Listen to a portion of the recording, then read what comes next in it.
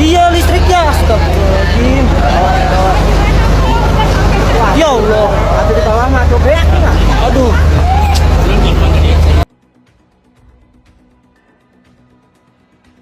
Setahun yang lalu, kebakaran di Glodok Plaza, Jalan Pinangsia Raya, Taman Sari, Jakarta Barat, padam setelah berjam-jam. 9 orang sempat terjebak. Kabid Humas Polda Metro Jaya Kombes AD Ari Syam Indradi mengatakan kebakaran dilaporkan terjadi pada Rabu 15 Januari 2025 silam, pukul 21.30 WIB. Bagaimana kronologi lengkapnya dan fakta-fakta terbarunya? Inilah kronologi lengkap kebakaran Glodok Plaza di tahun 2025.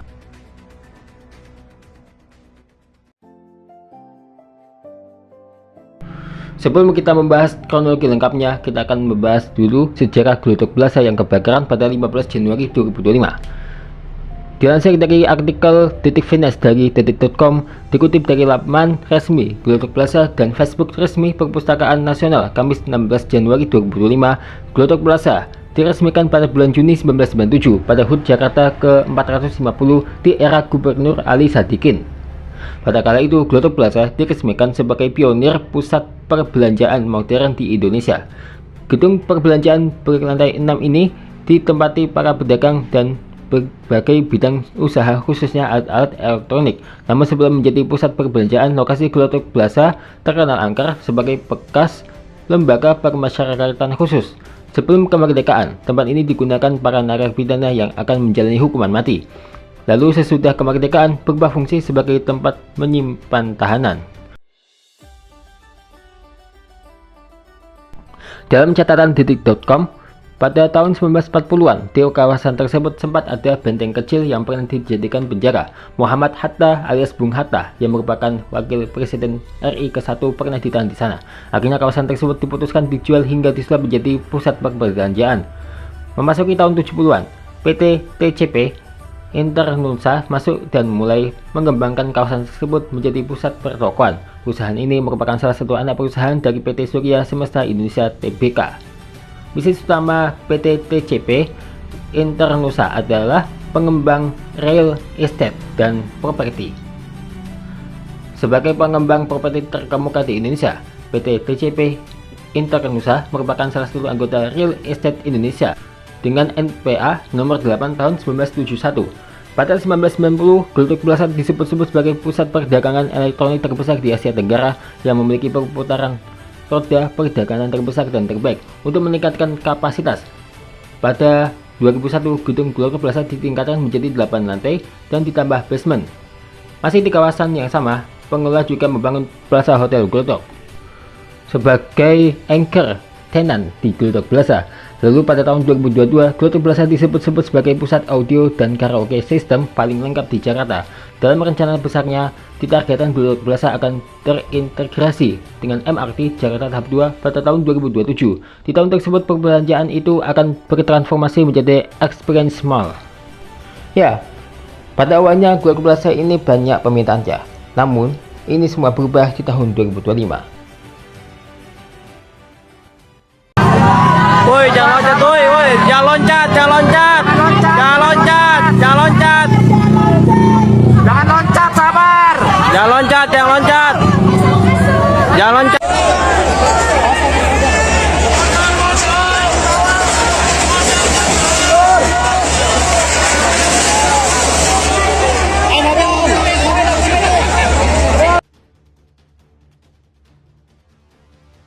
Kebakaran Glodok Plaza terjadi pada 15 Januari 2025. 9 orang sempat terjebak. Kabid Humas Polda Metro Jaya Kombes AD Ari Syam Indradi mengatakan kebakaran dilaporkan terjadi pada Rabu 15 Januari 2025 pukul 21.30 WIB. 9 orang sempat terjebak di lantai 7, 8, dan 9, tapi akhirnya bisa dievakuasi. Saksi AG, 24 tahun, dan S, 56 tahun, mengungkapkan titik api muncul dari lantai 9. Kedua saksi awalnya mencium bau asap dari lantai tersebut. Keterangan saksi menjelaskan mencium bau asap dari lantai 9 di belakang Videotron di dalam ruangan bekas diskotek, katanya. Kedua saksi tersebut kemudian mencoba memadamkan api dengan menggunakan alat pemadam api ringan, namun api malah membesar. Selanjutnya datang 42 unit damkar. Pada pukul 5.50 WIB, 16 Januari 2025, api dapat dipadamkan. Dihubungi terpisah, Kanit Reskrim Polsek Ramasari AKP Suparmin mengatakan 9 orang tersebut sempat terjebak kebakaran. Yang 9 ini mungkin kejebak, tapi sudah dievakuasi, ucapnya. Lantas bagaimanakah fakta-fakta terbarunya terkait kejadian ini? Kebakaran Gultok Plaza, Jakarta Barat menelan belasan korban jiwa. Total sebanyak 12 orang tewas dari sejumlah laporan kehilangan oleh pihak keluarga korban. Hingga kini proses identifikasi korban terus dilakukan. Berikut sedikit fakta terkini terkait insiden kebakaran di Gultok Plaza. Menurut data terkini, total ada 12 korban tewas dalam insiden kebakaran di Gultok Plaza. Identitas para korban tewas tersebut telah diperiksa lewat DNA. Lalu dilaksanakan sidang rekonsiliasi atas jenazah yang ditemukan. Sementara ada 14 laporan orang hilang dari pihak keluarga. Sebanyak 3 dari 12 korban tewas telah berhasil diidentifikasi. Korban pertama yakni bernama Zukhi F. Raja, usia 42 tahun yang merupakan pegawai BUMN.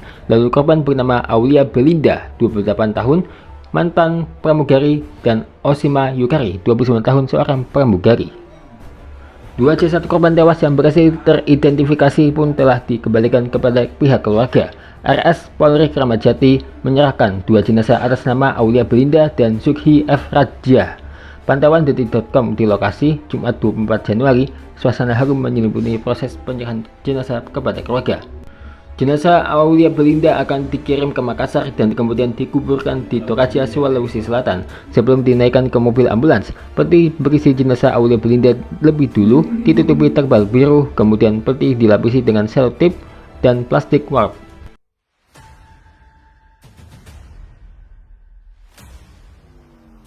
RS Polri melakukan pencocokan DNA korban kebakaran Gultok Plaza, Jakarta Barat.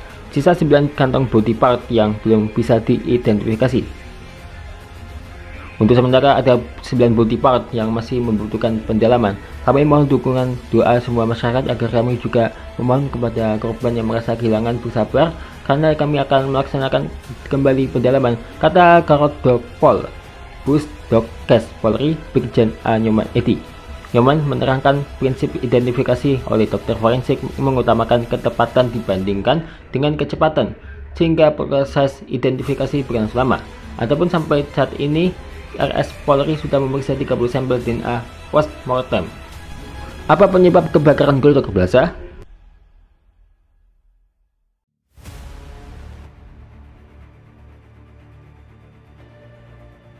Polri mengungkap penyebab kebakaran Mall Gultok Plaza di Taman Sari, Jakarta Barat pada Rabu 15 Januari 2025 malam. Kebakaran disebabkan arus pendek listrik di belakang Videotron yang menimbulkan percikan api. Penyebab kebakaran Gultok Plaza tersebut diketahui berdasarkan hasil penyelidikan dilakukan oleh tim Pusat Laboratorium Forensik Barreskrim Polri. Dari hasil penyelidikan Lab 4 itu terungkap ada hubungan arus pendek di belakang Videotron. Jadi ada kabelnya yang di belakang Videotron tersebut. Ada kabel di situ hubungan arus pendek yang mengakibatkan percikan api, kata Kasat Reskrim Polres Metro Jakarta Barat AKBP Arfan Sipayung di Gultok Plaza Jumat 21 Februari 2025. Percikan api tersebut lanjut Arfan menyambar panel besar dan dari situlah sumber kebakaran Gultok Plaza. Kurang lebih ada beberapa meter ada panel besar. Dari situ awal di belakang Videotron. Jadi tidak ada sumbernya itu dari Videotron, tetapi sumber dari kabel yang ada hubungannya listrik, ujar Arfan seusai mencari potongan tubuh korban kebakaran Gultok Plaza bersama tim TVI Polri dan petugas gabungan lainnya. Penyidik Satreskrim Polres Metro Jakarta Barat sudah memeriksa puluhan orang saksi terkait kebakaran Gultok Plaza. Kami sudah memeriksa saat ini 42 orang saksi dari manajemen Gultok, manajemen Tiara, dari korban selamat, dari saksi ahli, katanya. Arfan juga mengatakan polisi agar menggelar perkara terkait kebakaran Gultok Plaza, namun belum dipastikan kapan itu dilakukan.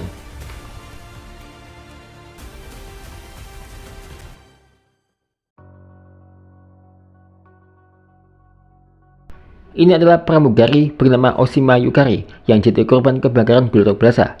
Kisah pekerjaannya bikin haru. Osima Yukari, seorang pramugari berusia 29 tahun yang bekerja di BPN Airlines, menjadi salah satu korban dalam insiden kebakaran yang melanda Glorab Plaza pada Rabu 15 Januari 2025. Lantas bagaimana kronologi Oshima Yukari menjadi korban kebakaran tersebut hingga berhasil ditemukan? Dilansir dari artikel suara.com, kebakaran hebat tersebut terjadi pada pukul 21.30 WIB dan dengan cepat menghanguskan sebagian besar gedung. Peristiwa tersebut berlangsung sangat cepat dan terjadi di lantai atas hingga banyak korban yang tidak sempat menyelamatkan diri, termasuk Oshima Yukari. Berikut adalah kronologi Oshima Yukari yang menjadi korban kebakaran Glorab Plaza dari proses pencarian hingga diserahkan kepada pihak keluarga. Insiden itu terjadi saat Oshima menghadiri perayaan ulang tahun temannya yang juga berprofesi sebagai pramugari. Kebakaran tersebut menyebabkan lantai 9 Glorab Plaza ambruk dan menelan banyak korban jiwa. Proses pencarian dan evakuasi berlangsung selama beberapa hari dengan tantangan kondisi gedung yang tidak stabil dan suhu yang masih panas. Setelah kebakaran, tim Disaster Victim Identification atau DVI Polri bekerja keras mengidentifikasi para korban. Jenazah Oshima berhasil dikenali Jumat 24 Januari 2025 melalui pencocokan data DNA, antemortem, dan postmortem. Selain Oshima, dua korban lainnya yang juga berhasil diidentifikasi adalah Sugi Fitria Raja, seorang pegawai BUMN, dan Aulia Belinda Kurapak, mantan pramugari Lion Air.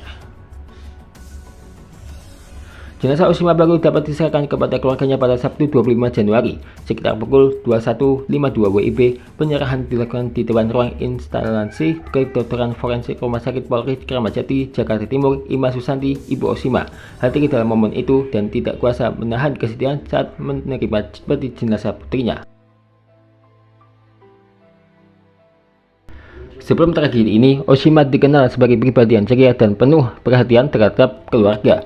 Sang ayah, Eti Sunarsono, mengungkapkan bahwa komunikasi terakhir dengan Oshima terjadi pada Natal 2024. Saat itu, Oshima mengucapkan selamat Natal dan Tahun Baru kepada kedua orang tuanya. Pada 1 Desember 2024, Oshima juga sempat mengunjungi Taman Mini Indonesia Indah, Jakarta. Namun Eti merasa ada yang berbeda dengan putrinya, terutama dari raut wajah yang terlihat lebih lesu. Oshima kemudian diketahui menghadiri acara ulang tahun seorang teman di Glorab Plaza pada malam naas itu. Setelah kebakaran terjadi, keluarga kehilangan kontak dengan Oshima dan melaporkannya sebagai orang hilang. Setelah melalui proses pencarian yang panjang, jenazah Oshima Yukari akhirnya dipulangkan ke kampung halamannya di Desa Wonosari, Kecamatan Patibon, Kabupaten Kendal, Jawa Tengah pada Minggu 26 Januari 2025. Sang ibu turut mendampingi perjalanan jenazah dari Jakarta hingga tiba di rumah duka. Setibanya di sana, peti jenazah langsung dibawa masuk untuk disemayamkan. Pihak keluarga telah mempersiapkan segala kebutuhan untuk pemakaman, termasuk tempat peristirahatan terakhir di pemakaman umum Desa Bangunsari, Patibon, Kendal. Namun peristiwa kebakaran Glorab Plaza ini sebetulnya bukanlah pertama kali terjadi. Sebelum peristiwa kebakaran pada tanggal 15 Januari 2025, dalam sejarahnya, Glorab Plaza pernah mengalami kebakaran di tahun 1983, tepatnya pada tanggal 9 hingga 14 April. Dikutip dari artikel Detik News, saat itu kebakaran melanda sebuah rumah makan Golden Dragon di Plaza Theater. Seluruh rumah makan hangus terbakar. Mengutip dari laman resmi Sudin Kominfotik Jakarta Barat, peristiwa kebakaran di tahun 1983 itu membuat suasana mencekam. Tidak ada seorang pun yang boleh masuk ke gedung hingga kobaran api dipadamkan pada 14 April. Penyebab kebakaran diduga berasal dari nyala lampu yang melebihi ketentuan. Pada masa itu, kebakaran sulit dipadamkan sebab terkendala keterbatasan fasilitas pemadam kebakaran dan desain bangunan yang masih belum ideal, seperti gudang di lantai 5 yang hanya bisa diakses melalui lift, sehingga membuat petugas pemadam kebakaran hanya bisa memadamkan eksterior bangunan. Setelah api berhasil dipadamkan, para pedagang dapat kembali ke toko-toko mereka untuk mengambil barang-barang yang sekiranya masih bisa diselamatkan dan dijual. Meski diperbolehkan masuk ke gedung, namun pedagang tetap mendapat pengawalan oleh petugas. Itulah fakta-fakta kebakaran dan juga kronologi lengkap kebakaran yang terjadi di Glorab Plaza, Jakarta Barat, yang terjadi pada awal tahun 2025. Semoga kejadian ini tidak terjadi lagi ya.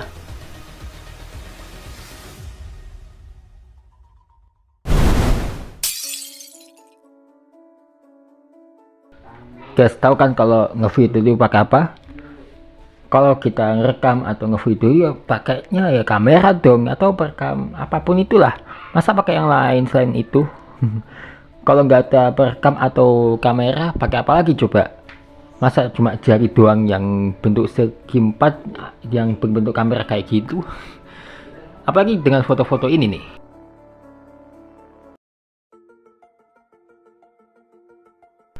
Nah, ini kan motonya pakai kamera tentunya ya guys ya. Ngomongin soal kamera, mau tahu nggak siapa yang menemukan kamera? Ini dilansir dari kumparan.com. Siapa sih penemu kamera? Kamera pertama kali ditemukan oleh Louis Jacques Monde Daguerre. Ia lahir di Prancis pada 18 November 1787.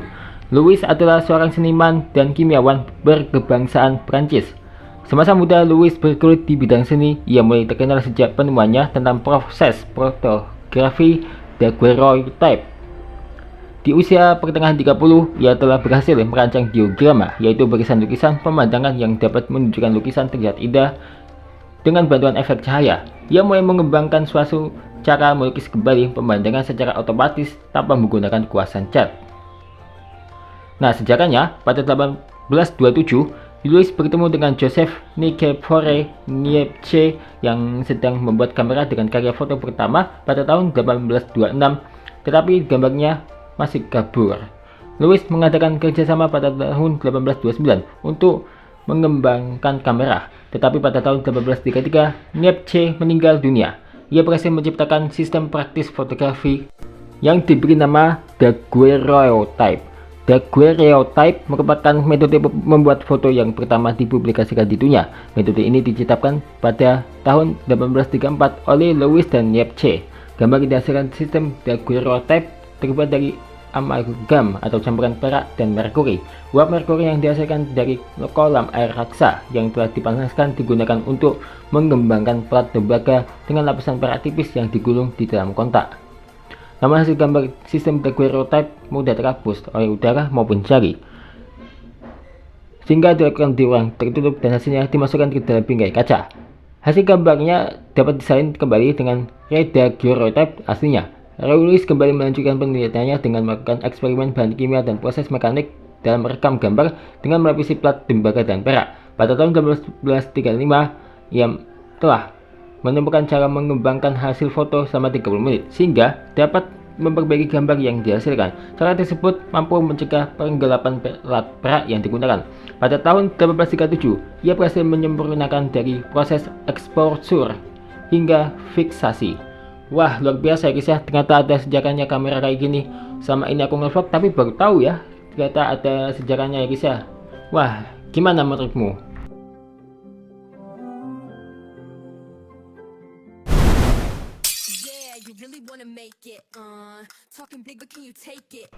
Guys, tahu nggak sih, hari ini kita akan merayakan kembali episode spesial episode 300 mini block craft. Wow, keren banget ya.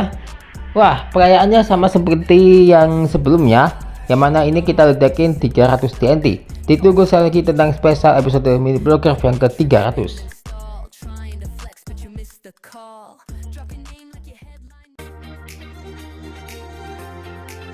Terima kasih ya telah menonton. Saksikan terus Showkey Official setiap harinya ya.